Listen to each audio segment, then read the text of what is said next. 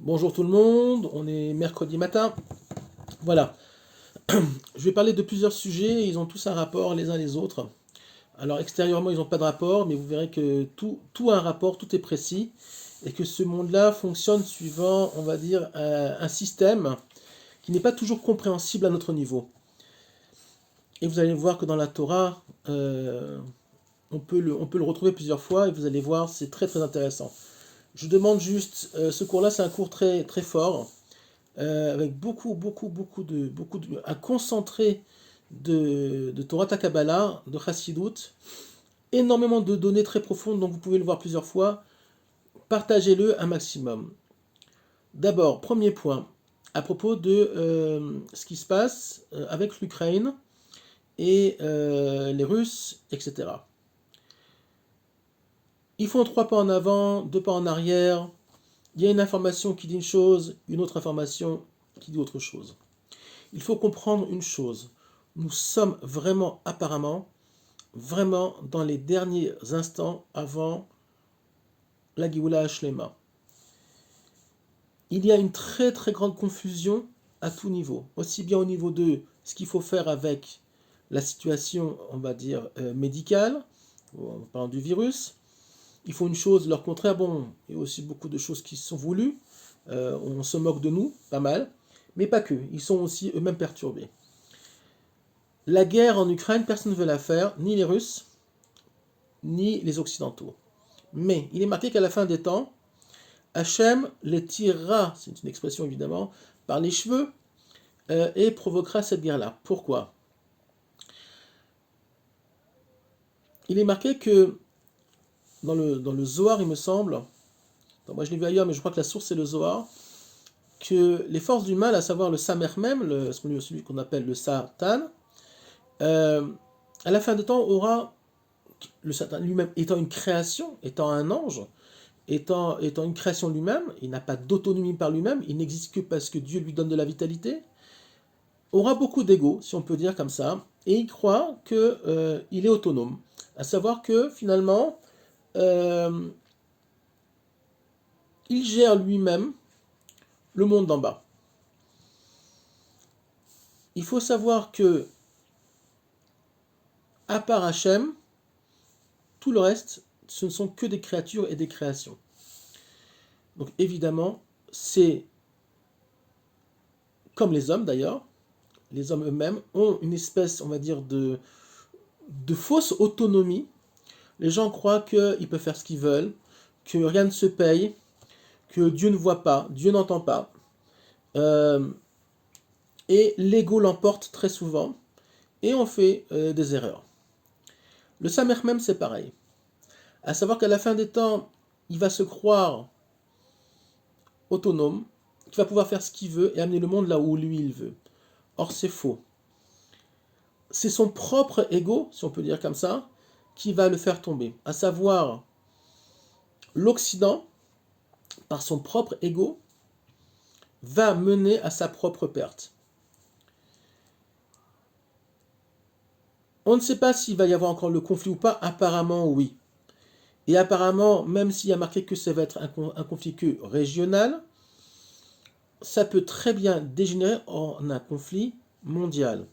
Avec la Chine et Taïwan, on sait qu'il y a de très très gros problèmes là, la Chine va peut-être profiter d'un très grand balagan en Europe pour pouvoir s'occuper de Taïwan. Ils veulent rayer Taïwan de la carte, parce que Taïwan veut être indépendant, et ils veulent faire un exemple de Taïwan, pour que les autres provinces, comme par exemple Hong Kong, ne lèvent pas la tête.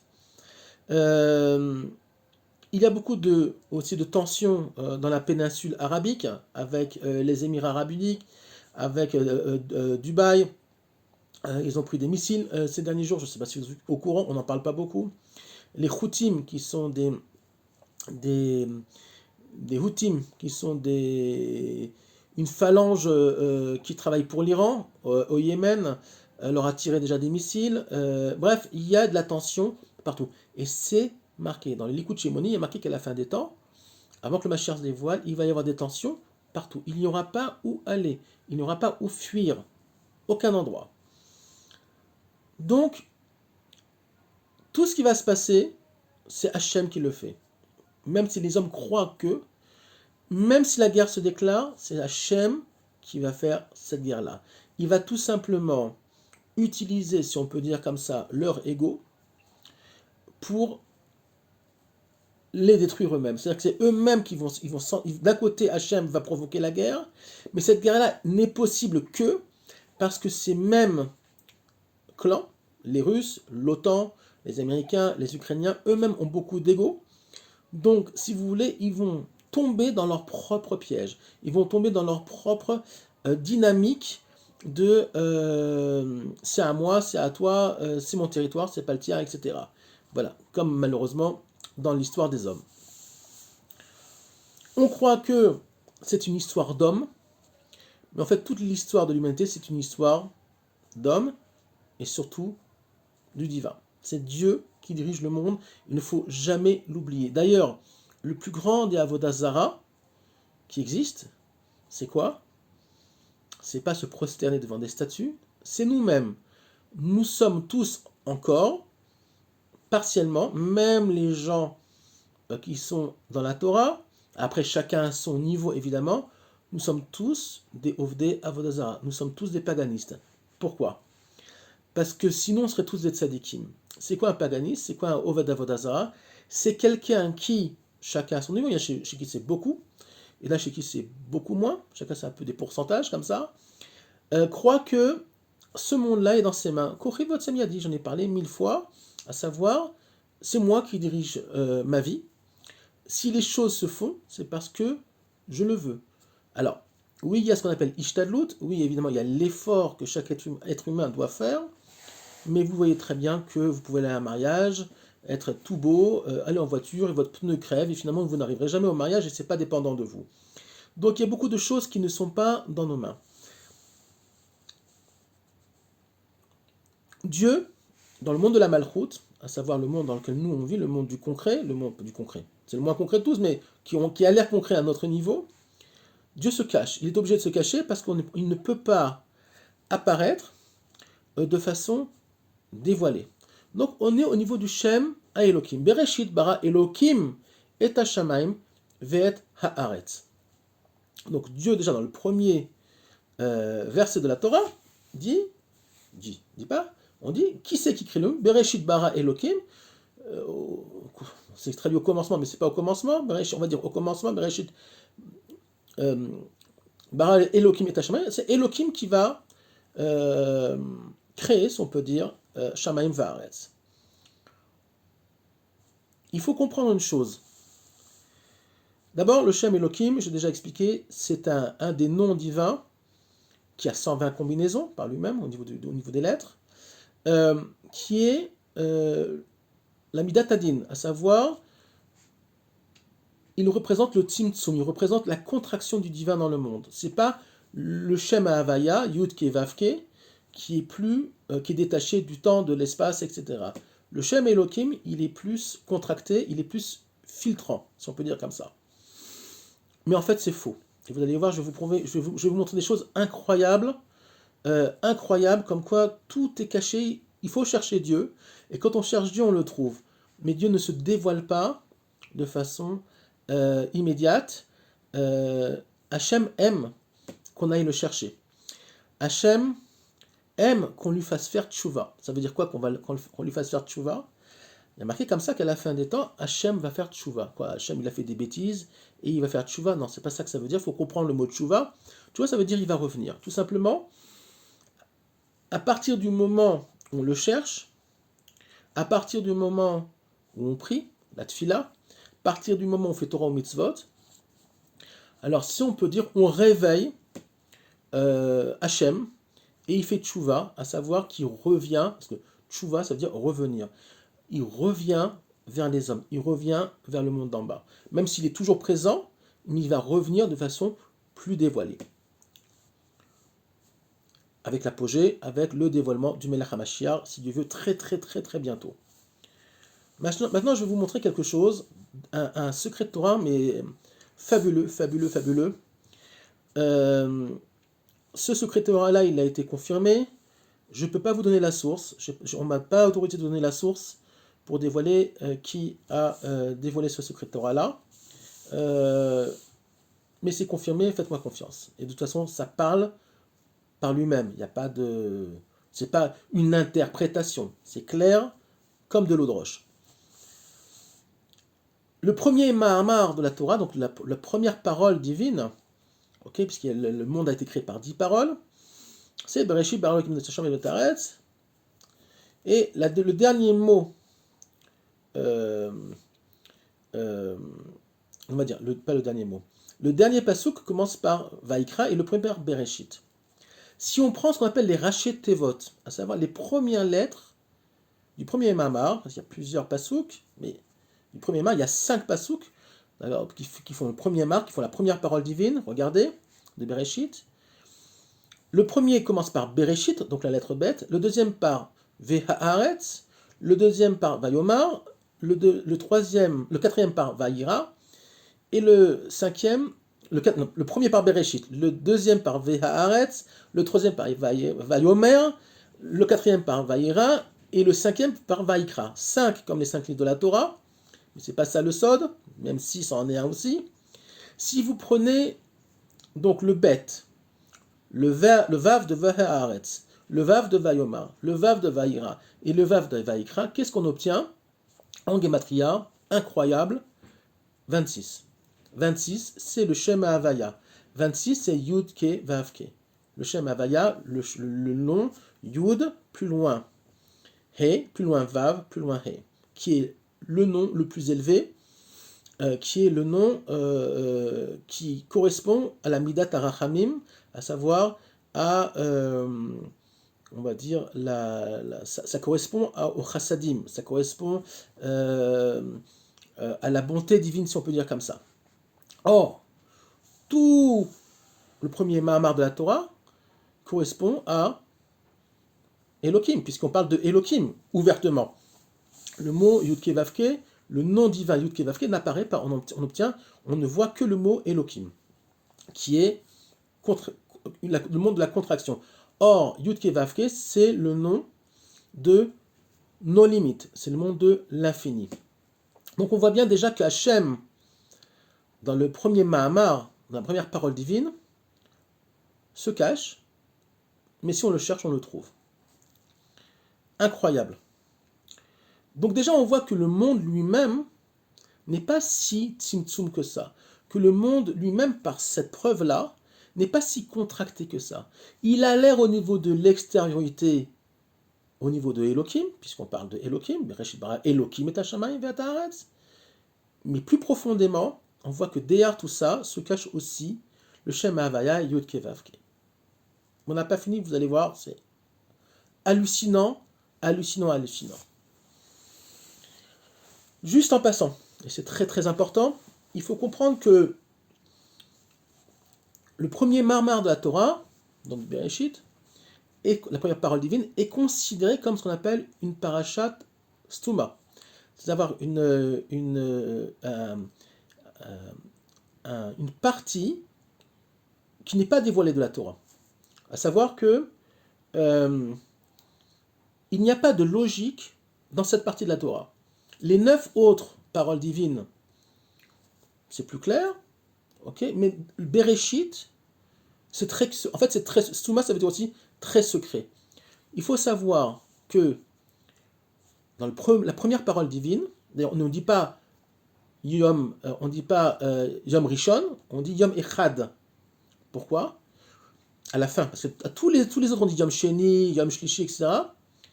Là, on dit Yom Echad, pas Yom Rishon. On aurait dû dire Yom Rishon, on dit Yom Echad. Echad, de Milachon, ça veut dire l'unité. La première partie, donc la première parole divine de la création, contient toute la Torah. Toute la Torah. Jusqu'à Dvarim, et toute la Torah, tout ce qui se passe dans ce monde-là est contenu dans le premier Mahamar, la première parole divine. C'est pourquoi ça que ça s'appelle Stuma. Des livres entiers ont été écrits rien que sur le bête de Bereshit, et on ne parle pas du reste. Donc vous voyez bien que c'est un concentré de toute la création. Le mot Bereshit lui-même, d'ailleurs, dans le Zohar, il y a ce qu'on appelle les Tikkun Zohar, où Rabbi Shimon Bar Yochai explique une partie de la signification du mot Bereshit, mais qu'une partie. Il y a une infinie de possibilités, pratiquement, d'explications sur rien que le mot Bereshit. Alors, le reste, on n'en parle pas. Nous, on va continuer à notre petit niveau. Dans le premier Mahamar lui-même de Bereshit, ok, qui est fait de 5 pasuk, donc un qui commence par Bereshit, l'autre par Ve'aretz, Vayomer, Vayira, Vayikra. Si on prend les 3 premiers psukim de Bereshit, qui commence par Bereshit, le deuxième par Ve'aretz et le troisième par Vayomer, il y a une différence entre ces 3-là et les 2 autres. C'est quoi? C'est que à partir les 3 premiers, il n'y a pas le mot Tov qui apparaît encore. Le mot Tov n'apparaît pas. Tov, c'est le Chesed. C'est vraiment, alors, c'est-à-dire que les 3 premiers sont encore plus cachés que les 2 autres. Déjà, les 5 sont cachés, mais là, les 3 premiers sont encore plus cachés que les 2 autres. Pourquoi? Parce qu'il n'y a pas encore le mot Tov. Tov, c'est à partir du moment où les choses commencent à s'éclaircir, si on peut dire. Vous allez voir pourquoi. Et là, on rentre dans des histoires, mais incroyables. Ce que je vais vous enseigner là, c'est un enseignement de Rabbi Nachman de Breslev, qu'on retrouve dans l'Ikouté Halachot, correspondant à la halacha qui concerne les tzitzit. Si vous prenez les trois mots, les 3 derniers mots des 3 premiers psukim, Bereshit bara Elokim et Hashem veta haaretz, donc haaretz. Après, le deuxième, ce sera Hamaim, donc l'eau. Et le troisième mot, donc qui termine le troisième pasuk, c'est Or. Si on prend les dernières lettres de ces derniers mots, les 3 premiers psukim, on obtient Tzadik, Mem, Resh. Donc haaretz, mot Tzadik, Hamaim, Mem, et Or, Resh. On obtient le mot Tsemer. Accrochez-vous bien. Tsemer. Tsemer, ça veut dire quoi en hébreu? Tsemer, c'est le mot laine, pelage. Ok? De façon plus générale. La laine des chèvres, des moutons, des lamas, de ce que vous voulez. Derrière le mot Tsemer se cachent des secrets inimaginables de Torah.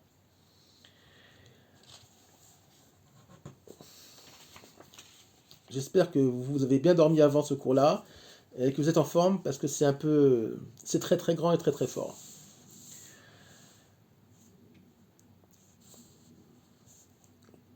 Quand on parle dans la Genèse, donc dans Bereshit, des offrandes qu'ont fait Caïn et Hevel, on voit que Caïn, son offrande a été refusée et Hevel, elle a été acceptée. Qu'est-ce qu'a offert Hevel Abel à Hachem? Il y a marqué dans Bereshit Dalet, Mi Bechorot Tsono. Le meilleur, en fait, les premiers-nés de son troupeau. Troupeau, tiens, troupeau, chèvre, mouton, tsemer, pelage. Caïn, par contre, qu'est-ce qu'il lui a offert? Mipri à Adama. Que nous dit le Midrash? C'était du pishtan, c'était du lin. Or, le lin était considéré comme une plante extrêmement bon marché. C'est-à-dire que Caïn, il s'est un peu moqué d'Hachem. Il dit, bon, ok, je vais faire un truc. Moi aussi, je vais te faire une offrande. Je t'offre 50 centimes. Eh bien, il lui a offert $1 million. Caïn a été très froissé parce que Hachem a refusé donc son offrande. Dieu lui dit, attends, c'est ça que tu m'offres, tu veux te rapprocher à moi? Parce que korban, donc sacrifice veut dire korban en hébreu, ça veut dire karev, les karev, se rapprocher, vous voyez comme l'hébreu est important. Evel, lui, m'a donné quelque chose qui lui est cher. Donc, il a été refusé. On connaît l'histoire. Caïn a tué Evel par jalousie. Pourquoi je parle de ça? On parlait de Tsemer. Donc, on parle de ce que Evel a donné. La laine, le troupeau, la bête. Le premier mot de la Torah, Bereshit, qui se décomposent dans beaucoup de combinaisons, c'est aussi les lettres de Bara Taish. Il a créé Taish, à savoir une chèvre. Une chèvre, sous-entendu, Tsemer aussi, à savoir cette histoire de Tsemer. Vous allez voir, tout est imbriqué, mais c'est un truc de fou. De quel Taïch on parle? Du Korban qui a été donné à la place de Yitzhak. Quand Abraham a amené Yitzhak pour le sacrifier, Dieu lui dit: prends ton fils et sacrifie-le-moi. En fait, on sait très bien qu'à la fin, Yitzhak n'a pas été sacrifié. À la place, on a sacrifié un bouc, on a sacrifié un Taïch. Ce Taïch-là, cette chèvre-là, ce bouc-là, il est déjà dans Bereshit. Bara Taïch. C'est quoi ce mot Tsemer? De quoi on parle? C'est quelque chose, c'est extraordinaire. Ce Tsemer-là, il a plusieurs significations. Et là, accrochez-vous bien, on rentre dans des choses très très profondes. D'abord, Tsemer, c'est le sod des tzitzit. C'est le secret du talit. Puisqu'un talit est fait en grande partie de laine. Un talit kasher.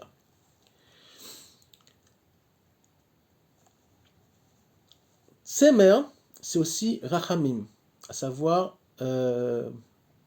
l'indulgence divine, la bonté divine, le pardon. C'est un rapport à Yom Kippour. Yom Kippour, c'est quoi?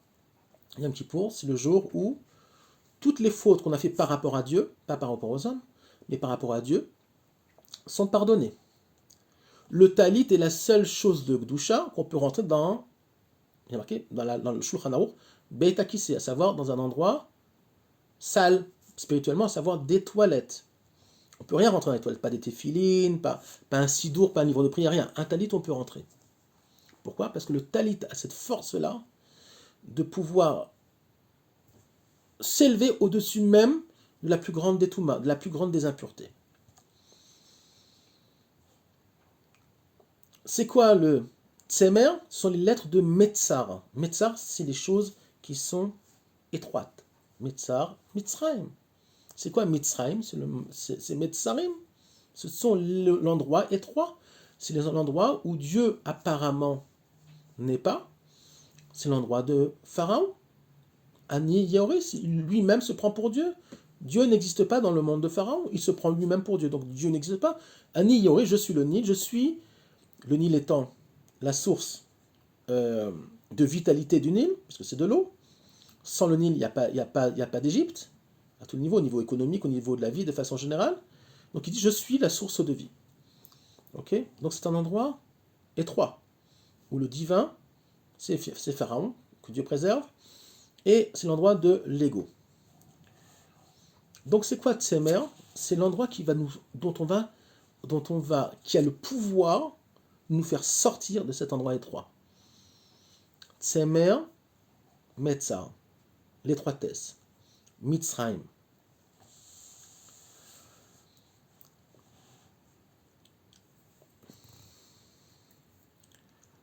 C'est l'endroit de l'Avodah Zara par excellence, l'Égypte, on le sait très bien.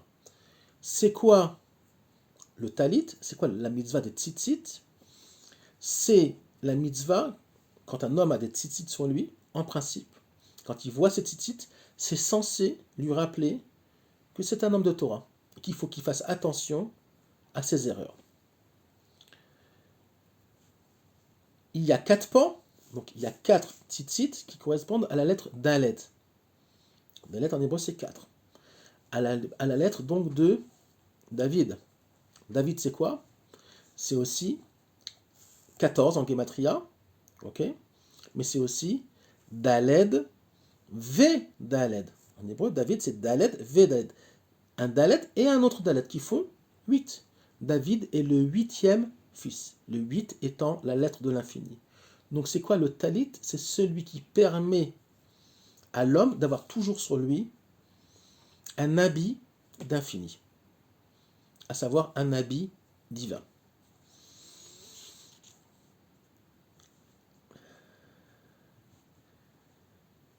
Où est-ce qu'on retrouve, alors c'est encore plus profond, encore plus fort, une allusion au talit. Là, ça va voler encore plus haut. Dans le premier passage de la Torah, Bereshit bara Elokim et Hashamayim et haaretz. D'après la halacha, il est interdit de porter ce qu'on appelle un shatnez, à savoir un vêtement mélangé de lin et de laine. Tiens, c'est marrant. Le lin et la laine, on retrouve chez Caïn et Evel. Mais on retrouve aussi dans Shamaim ve haaretz. Haaretz, c'est la chose la plus basse, à savoir c'est le lin. Et Shamaim, c'est le talit qui est fait donc de tsemer. Donc on n'a pas le droit, d'après la halacha, de porter un vêtement, d'acheter une veste de Shabbat par exemple, qui est faite de lin et de... On ne peut pas mélanger la terre et le ciel. Or, le seul vêtement qui permet de mélanger Shamaim Va'aretz, c'est le talit. On a le droit de faire un talit, même si vous allez acheter aujourd'hui un talit, la plupart des talits sont faits de laine ou de coton aussi. Alors, de lin, on n'a pas le droit du tout, mais de coton on peut, de laine on peut, mais de lin, d'après la halacha, si on veut faire un talit de coton, de laine et de lin, on a le droit. Shatnez, on a le droit juste pour le talit. Pourquoi?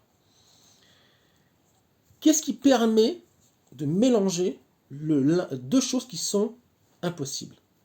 Les tzitzit elles-mêmes. Les tzitzit elles-mêmes, les tzitzit elles-mêmes font la connexion entre deux choses qui sont impossibles.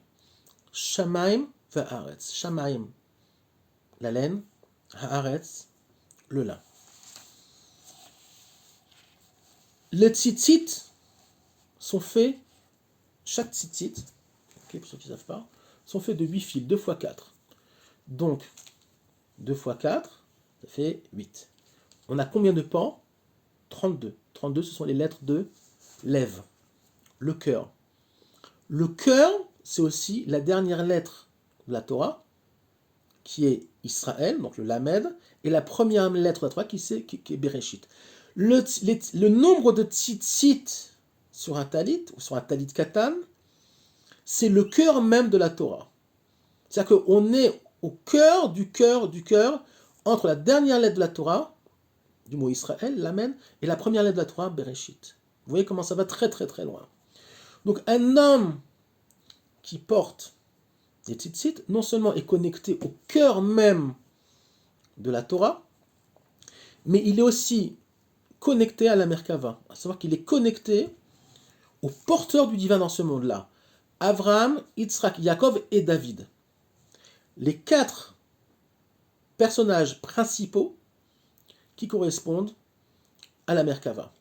David étant la Malchut, David étant celui qui est au plus bas dans ce monde-là, et c'est celui qui va amener le divin dans le monde le plus bas. Abraham, Yitzhak et Yaakov, ils sont à très très haut niveau.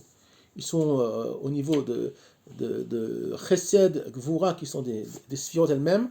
Chesed, Gvura et Tiferet, Yaakov. Le monde de l'équilibre, c'est Tiferet, c'est aussi la Torah. Chesed, on sait ce que c'est. Et Gvura, c'est la Midat Hadin. Donc il y a un équilibre entre Abraham et Yitzhak qui devient Yaakov et qui va devenir lui-même Israël. Mais celui qui va avoir les pieds dans la boue et qui va s'humilier toute sa vie, c'est David, par sa vie elle-même. David, il a une vie très humiliante, puisque même son fils voudra le tuer. David aura beaucoup de problèmes dans sa vie. Pourquoi? Parce que David, c'est le principe de l'homme par excellence. C'est l'homme qui fait face aux vrais soucis de la vie.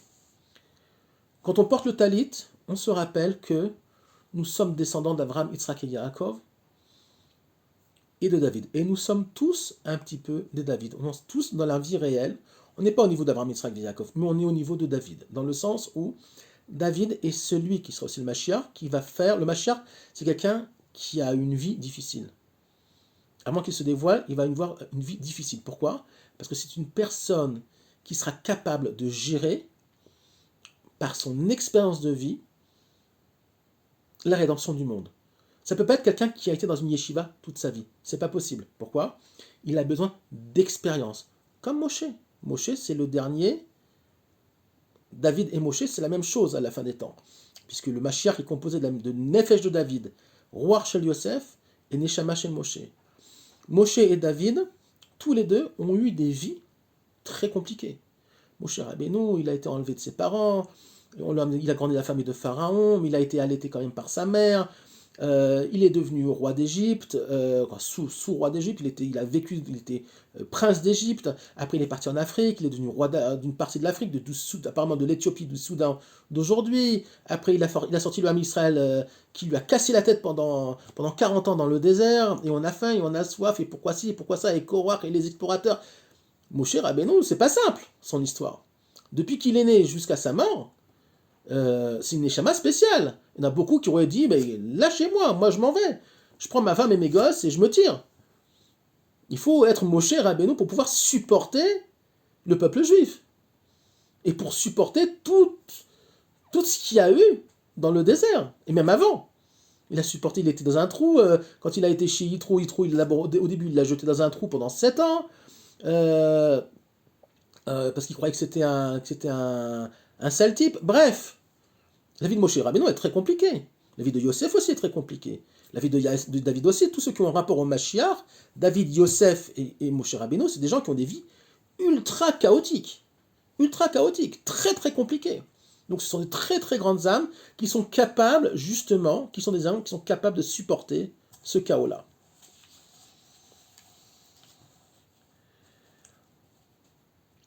Il neige en ce moment. Il va neiger cet après-midi apparemment sur Jérusalem.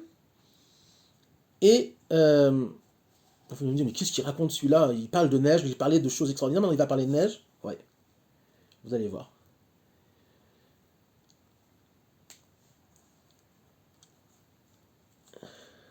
Il y a marqué dans les Teilim, Kouf, Mem, Zain, Hanoten Sheleg Katsemer. Tiens, on retrouve de nouveau la laine, Tsemer. Il donne Hachem Hanoten Sheleg, il noten de la neige, Katsemer, comme un manteau de laine. Comme de la laine, c'est-à-dire comme un manteau. Il va recouvrir donc le sol de blanc. Il faut savoir que le blanc, c'est la vanne, c'est les vanones, c'est les bois, c'est les cèdres du Liban. C'est ceux avec lesquels on construit le Beth Amikdash. Quand il neige en Israël, c'est pas tous les ans où il neige et que ça reste, et apparemment cette année ça va rester, c'est très très bon. C'est un très très bon signe. C'est un signe de pureté. C'est un signe de pardon. Tiens. Tsemer, le talit, on a expliqué Yom Kippour. Regardez, tout est lié. C'est à pleurer tellement c'est énorme. Tout est lié. Quand la pluie, c'est déjà du chesed, se transforme en neige, c'est Yom Kippour. Hachem va descendre sur Jérusalem cet après-midi, ce soir, Yom Kippour. Il va pardonner au Ham Israël ce qu'il y a à pardonner. Sod HaGeoula. Yom Kippour, c'est le secret de la rédemption finale. Pourquoi? C'est le pardon. Pour amener le Mashiach, il faut que Hachem pardonne à son peuple tous ses écarts. Regardez comme tout est lié. J'ai fait une demi-heure de cours et je vous explique, je suis rentré d'une chose à une autre. Tout est lié. Le talit, la laine du talit, les tzitzit, la Géoula, tout est lié. Ce cours-là, il faudra le revoir plusieurs fois. C'est quoi Tsemer? Je vous ai dit, le sod de Yom Kippour. Pourquoi? Parce que Yom Kippour, Hachem unis, donc au niveau du Shatnez, Shamaim ve'aretz, des choses qui ne peuvent pas être unies en principe, le ciel et la terre, donc Shamaim, je répète, Tsemer, Haaretz, Pishtan, le lin, il les unit par le biais des tzitzit qui sont aussi le symbole de la Merkava, Avram, Yitzhak et Yaakov. Par leur mérite, on peut unir le ciel et la terre, et aussi représente les 4 lettres du nom divin qui représentent aussi Avram, Yitzhak, Yaakov et David. Donc messieurs, le tzitzit katan, c'est pas de la blague. On ne parle pas du talit, le talit évidemment, mais le tzitzit katan aussi, même si au niveau du Shulchan Aruch, il y a marqué qu'on n'est pas obligé de porter un tzitzit katan si on n'a pas un vêtement avec 4 pans, ok? Mais au niveau kabbalistique, vous voyez combien le talit, katan, mais ça reste un talit avec des titites, est une mitzvah qui dépasse même la compréhension humaine. Donc qu'est-ce qu'on a avec cette histoire de tzitzit? Une mer d'explications, une infinie d'explications, une infinie, on va dire, un infini chesed qu'Hachem a fait au monde, à l'homme juif, de pouvoir porter quelque chose qui va unir des choses qui ne peuvent pas, en principe, suivant la nature de ce monde-là, s'unir. Shamaim ve'aretz. Je pourrais encore continuer. Je vais terminer juste avec une petite chose. Le mot sha'atnez, en hébreu, c'est Gematria 436. Si on fait 436 en Gematria Ktana, c'est 4, 3 et 6, on obtient 13. 13, on sait aussi que c'est la Gematria de Echad. Donc le Shatnez, qui sont Shamaim ve'aretz, le lin et la laine, qui sont en principe, d'après la halakha, pour tous les vêtements impossible de les unir, sont en fait le sod aussi du Echad. Le vrai Echad, la vraie unité divine, se cache dans des choses qui apparemment ne peuvent pas s'unir. Au niveau de l'extériorité du monde, le Shamaim ve'aretz, on ne peut pas unir. Pour pouvoir les unir, on a besoin de quoi? Je fais un peu un récapitulatif du cours. Avraham, Yitzhak, Yaakov et David. David qui représente aussi la malchoute et la tfila, la prière. Pour pouvoir unir Shamaim ve'aretz, on est obligé de prier. La tfila, David, c'est le monde de la malchoute. Pour avoir l'influence, pour qu'on ait l'influence d'Avraham, Yitzhak et Yaakov, David est obligé de prier. Je sais que ça a été un cours un petit peu dense. Regardez-le de nouveau. Surtout partagez-le. N'ayez pas peur des événements qui arrivent. On ne sait pas ce qui va se passer. Peut-être que Hachem, il aura beaucoup de rachamim pour le monde. Moi, je ne suis pas sûr. Parce qu'il y a beaucoup de comptes à régler. Mais, c'est pas pour rien qu'il neige en Israël. J'ai expliqué pourquoi. Regardez le cours. Regardez ce cours 2 fois, 3 fois s'il le faut. La neige, c'est Yom Kippour. La neige, c'est le pardon. Si elle tient. Si elle tient pas, non. Mais si elle tient au moins quelques heures et que c'est vraiment blanc, blanc, blanc, c'est Kapara. C'est comme à Yom Kippour. Donc, Bezrat Hashem, on va recevoir en Israël la Géoula Berachamim, relativement, en tout cas Rachamim pour ceux qui la mériteront. Tout le Erev Rav, Bezrat Hashem, on n'en entendra plus parler, comme il y a marqué dans le Zohar. Hashem fera par son souffle, il les poussera comme on peut pousser, que le vent pousse les nuages. C'est marqué comme ça dans le Zohar. Donc si Dieu veut, on va même les oublier, ils n'auront plus aucune importance, ni dans nos mémoires, ni dans notre vie de tous les jours. Bezrat Hashem, quoi qu'il arrive, n'ayez pas peur, tout est pour le bien. Les Juifs qui sont en Chutz La'aretz, les Juifs qui sont en dehors d'Israël, priez beaucoup, faites une très grande tchouva. Si vous voyez que les choses s'enveniment, essayez de venir en Eretz Israël, quoi qu'il arrive, même avec une valise en carton. Comme disait Linda de Souza, pour ceux les plus vieux qui se rappellent, mieux vaut vivre avec une valise en carton que d'être mort avec des millions de dollars à la banque ou même une voiture dans un parking et un appartement à Paris. Ça n'a pas d'importance, ça n'a plus d'importance quand la Géoula arrive. Je ne sais pas quoi vous dire à ce niveau-là pour les Juifs de Chutz La'aretz.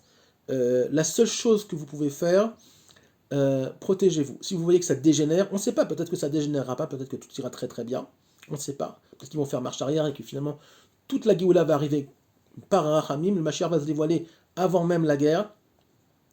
Mais c'est ce que je souhaite au monde entier et au Ham Israël. Mais si ce n'est pas le cas, fuyez les grandes villes au moins dans un premier instant, parce que c'est les grandes villes qui seront évidemment sûrement le plus touchées. Voilà. En tout cas, bon courage à tout le monde. J'espère faire encore beaucoup de cours de Torah d'ici là. Amen, Kiratson.